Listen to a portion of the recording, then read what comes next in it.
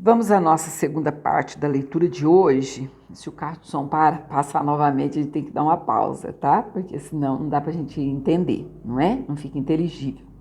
Então, o capítulo 63 vai dizer: Deus salva e vinga o seu povo. Quem é este que vem de Edom, de Bosra, com vestes tintas? Este que é glorioso em sua vestidura, que marcha com a sua grande força? Eu, que falo em justiça, poderoso para salvar. Por que está vermelha a tua vestidura? E as suas vestes, como as daquele que pisa uvas no lagar? Eu sozinho pisei no lagar. E dos povos ninguém se achava comigo, e os pisei na minha ira, e os esmaguei no meu furor, e o seu sangue salpicou as minhas vestes, e manchei toda a minha vestidura, porque o dia da vingança estava no meu coração, e o ano dos meus redimidos é chegado. E olhei, e não havia quem me ajudasse, e espantei-me de não haver quem me sustivesse, pelo que o meu braço me trouxe a salvação, e o meu furor me susteve.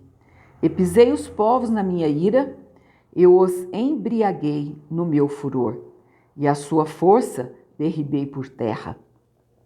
Aqui é o próprio Deus falando.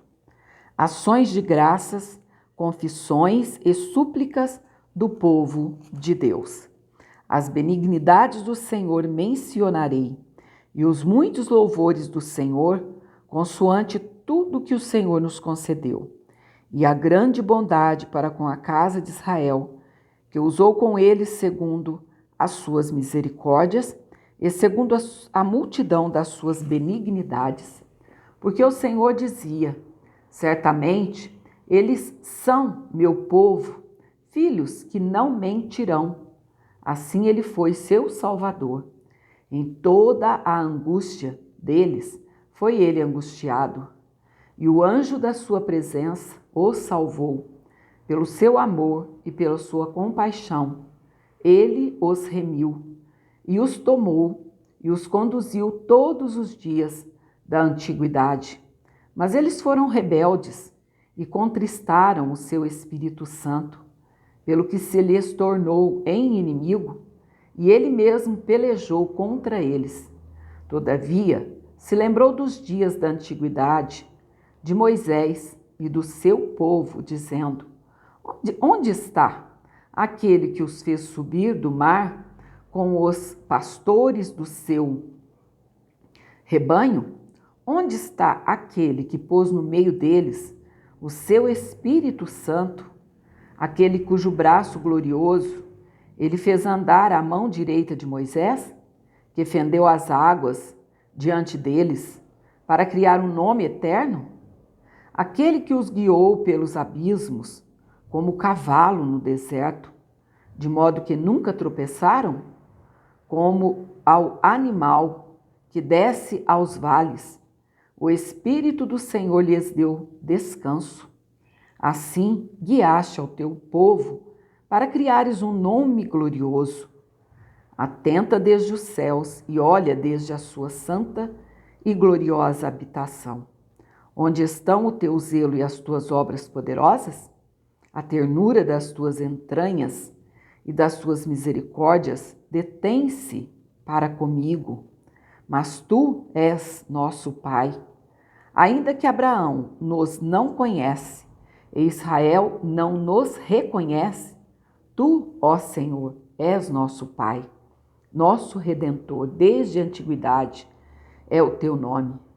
Porque, ó Senhor, nos fazes desviar dos teus caminhos? Por que endureces o nosso coração para que não temamos? Faz voltar, por amor dos teus servos, as tribos da tua herança. Só por um pouco de tempo foi possuída pelo teu santo povo. Nossos adversários pisaram o teu santuário. Tornamo-nos como aqueles sobre quem tu nunca dominaste e como aqueles que nunca se chamaram pelo teu nome. Aqui é o povo lamentando o declínio, né? O tempo do declínio deles pela desobediência. Deus os castiga. Então eles vão reclamando desses problemas, mas que eles mesmos, infelizmente, buscaram, não é?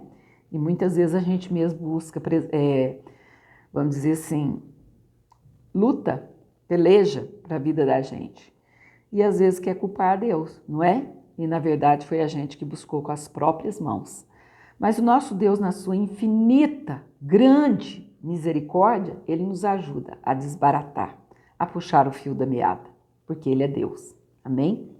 Então nós estamos com 5:44, já vamos ler o 64 e primeiro Crônicas 14.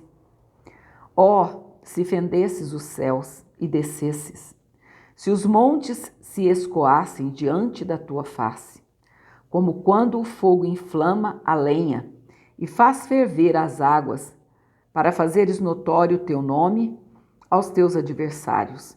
Assim as nações tremessem da tua presença, quando fazias coisas terríveis que não esperávamos. Descias e os montes se escoavam diante da tua face, porque desde a antiguidade não se ouviu, nem com os ouvidos se percebeu, nem com os olhos se viu um Deus além de ti, que trabalhe para aquele que nele espera. Oh, aleluia! Esse é o Deus que você serve, que eu sirvo, que nós servimos. Aqui esse povo já está dizendo que desde a antiguidade não se ouviu, nem com os ouvidos se percebeu, nem com os olhos se viu um Deus além de ti que trabalhe para aquele que nele espera. Você tem esperado nesse Deus? Esse Deus que por ti tudo executa? Então pode continuar esperando, porque Ele trabalha para aquele que nele espera. Espera como? Reclamando, dando birra? Não, mas espera como o salmista Davi lá no Salmo 40. Esperei com paciência no Senhor, e Ele se inclinou para mim e ouviu o meu clamor. Oh, aleluia! Saíste ao encontro daquele que se alegrava e praticava a justiça. Aqueles que se lembram de ti nos teus caminhos, eis que te iraste, porque pecamos. Neles há eternidade, para que sejamos salvos. Mas todos nós somos como o imundo, e todas as nossas justiças como trapo da imundícia. E todos nós caímos como a folha, e as nossas culpas como um vento nos arrebatam. Ou seja, aqui esse povo estava reconhecendo, eles estavam reconhecendo que as justiças deles, todas elas, todas as nossas justiças, eles diziam, como trapo da imundícia. Ou seja, todas as nossas obras dessa terra que fizermos, se não for por fé, se não for fiados na justiça de Cristo, na justiça de Deus, que é Cristo Jesus, e nós somos a justiça de Deus em Cristo, então não adianta nada. As obras, essas justiças aqui está dizendo que é como trapo da imundícia. Sabe o que era esse trapo da imundícia? Eram aqueles tecidos de algodão que eles envolviam nos leprosos. Horrível. Quando tirava para colocar o outro era um mau cheiro, cruel. Essas aqui, olha, é dessa forma que é a nossa justiça. Não temos justiça própria. Estamos fiados e confiados na justiça de Cristo. Somos a justiça de Deus em Cristo. Por quê? Porque Deus fez justiça em Cristo Jesus, morrendo por nós. Então, todas as vezes que você quiser fazer justiça própria, você está debaixo da lei e não debaixo da graça. E essa justiça própria é como trapo de imundície. Lembra-se do trapo que envolvia os leprosos daquela época. Assim é a nossa justiça própria, infelizmente. Mas, por outro lado, felizmente, porque a nossa justiça é Jesus. Portanto, somos a justiça de Deus em Cristo Jesus, o amado na nossa alma. É assim que nós somos justiça. Se não fosse Jesus ter morrido por nós, não haveria justiça alguma. Vamos lá. E já ninguém há que invoque o teu nome, que desperte e te detenha, porque escondes de nós o rosto e nos fazes derreter por causa das nossas iniquidades. Mas agora, ó Senhor, tu és o nosso Pai, nós o barro, e tu o nosso oleiro, e todos nós obra das tuas mãos. Não te enfureças tanto, ó Senhor, nem perpetuamente te lembres da iniquidade. Eis, olha, nós te pedimos, todos nós somos o teu povo.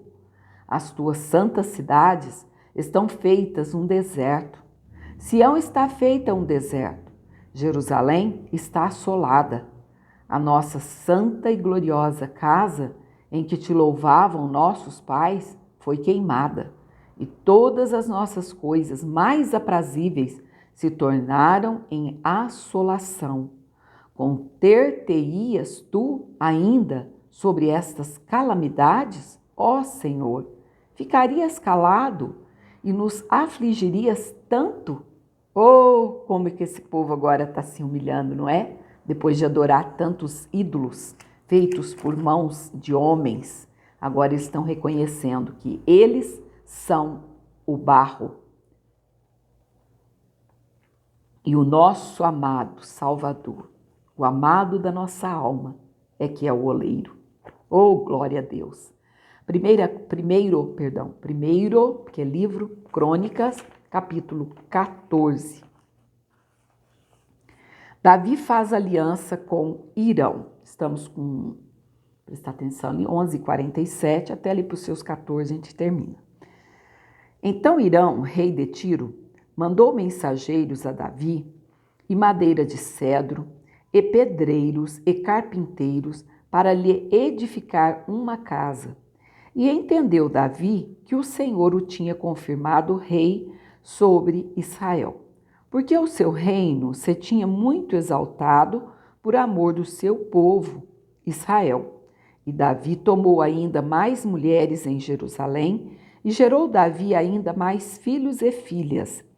E estes são os nomes dos filhos que tinha em Jerusalém: Samua, e Sobabe, Natã, e Salomão, e Ibar, e Elisua, e Eupelete, e Nogá, e Nefeg, e Jáfia, e Elisama, e Beeliada, e Lifelete. Ouvindo, pois, os filisteus que Davi havia sido ungido rei sobre todo Israel, todos os filisteus subiram em busca de Davi. O que, ouvindo Davi, logo saiu contra eles. E, vindo os filisteus, se estenderam pelo vale dos Refaíns. Então, consultou Davi a Deus, dizendo: Subirei contra os filisteus, e nas minhas mãos os entregarás? E o Senhor lhe disse: Sobe, porque os entregarei nas tuas mãos. E, subindo a Baal-Perazim, Davi ali os feriu. E disse Davi: Por minha mão, Deus derrotou a meus inimigos, como a rotura das águas, pelo que chamaram o nome daquele lugar Baal-Perazim, e deixaram ali seus deuses. E ordenou Davi que se queimassem a fogo. Porém os filisteus tornaram e se estenderam pelo vale.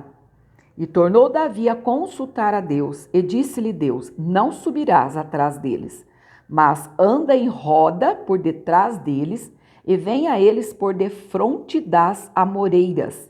E há de ser que, ouvindo tu um ruído de andadura pelas copas das amoreiras, então saí a peleja, porque Deus haverá saído diante de ti a ferir o exército dos filisteus. Olha que maravilha, amados. A primeira vez Deus diz: vai contra os filisteus que eu vou entregar nas suas mãos. Da segunda vez, não vá ao encontro deles, mas espere o ruído do barulho.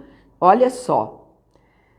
Tornou Davi a consultar Deus e disse-lhe: Não subirás atrás deles, mas anda em roda por detrás deles e vem a eles por defronte das amoreiras. Olha só, o tanto que é bom a Amora, não é? E ali tinha um vale de amoreiras. E há de ser que, ouvindo tu um ruído de andadura pelas copas das amoreiras, eram os anjos do Senhor que iria lutar por eles. Imagina, andadura pelas copas, ou seja, andando por sobre aquelas árvores, aquelas amoreiras. Então saí a pelejo, porque Deus haverá saído diante de ti, a ferir o exército dos filisteus. E fez Davi como Deus lhe ordenara. E feriram o exército dos filisteus desde Gibeão até Gezer. É um motivo para a gente parar. Deixa eu só terminar aqui o último versículo. Assim se espalhou o nome de Davi por todas aquelas terras, e o Senhor pôs o seu temor sobre todas aquelas gentes. Então, muitas vezes, amados, a gente quer essa vitória que Davi tinha, enquanto Davi não, né? Mesmo quando ele entrou naquele problema do pecado dele, Deus ainda continuou honrando a Davi. Agora, muitas vezes a gente quer a vitória, mas não faz como Davi vinha fazendo até aqui não, sabe? Deus está mandando ir para a direita, aí vai para a esquerda. Deus está mandando ir para a esquerda, aí vai para a direita. E quer a vitória do Senhor. Ele é quem tem direção certa para a nossa vida. Agora você vai para aqui, meu filho. O caminho é esse aqui. Toma essa direção. Toma essa direção para resolver esse problema.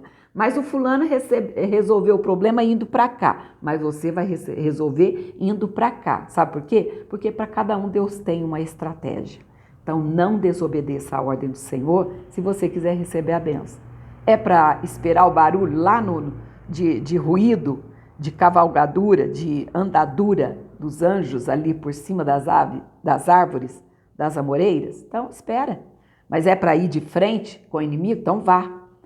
O importante é obedecer à voz do Espírito Santo do Senhor. Você já perguntou para ele hoje qual é a vontade do Senhor para a tua vida no dia de hoje? Se não, ainda há tempo. Que Deus te abençoe e te guarde. Até amanhã, no nome do Senhor Jesus.